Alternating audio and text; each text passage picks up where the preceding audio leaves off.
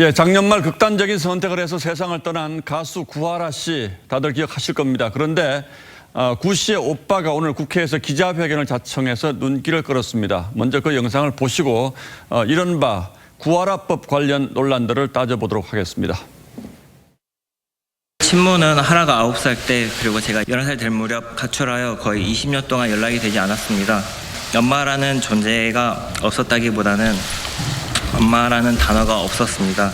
부를 수 없는 단어였기 때문이었습니다.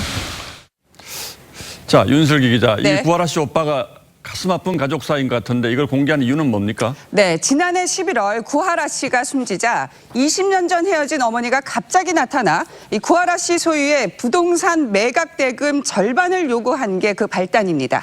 자, 20년 동안 연락을 전혀 끊고 살았다고 하는데 이 가족 주장대로 유산을 상속받을 자격은 있는 겁니까, 그럼?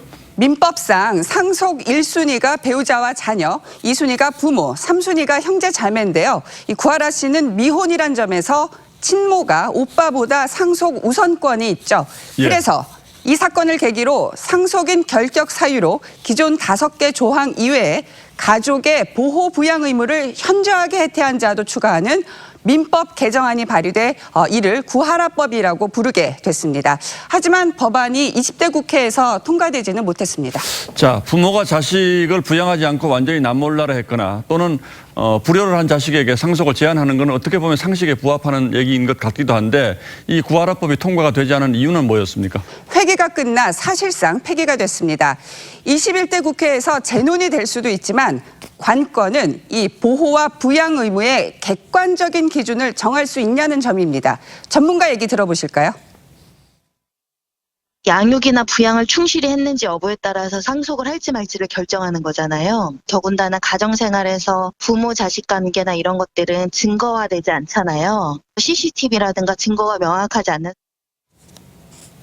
네, 헌법재판소도 2년 전에 이 부양 의무 이행 여부를 상속 결격 사유로 본다면 법적 안정성이 심각하게 져야 한다며 현행 조항에 합헌 결정을 내린 적이 있습니다.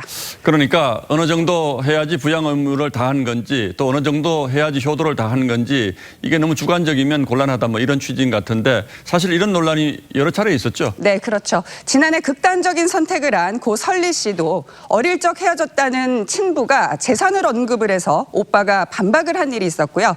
또 천안함 폭침 때도 친모가 28년 만에 나타나 숨진 아들의 보험금과 연금의 절반을 받아가서 또 논란이 된 적이 있습니다.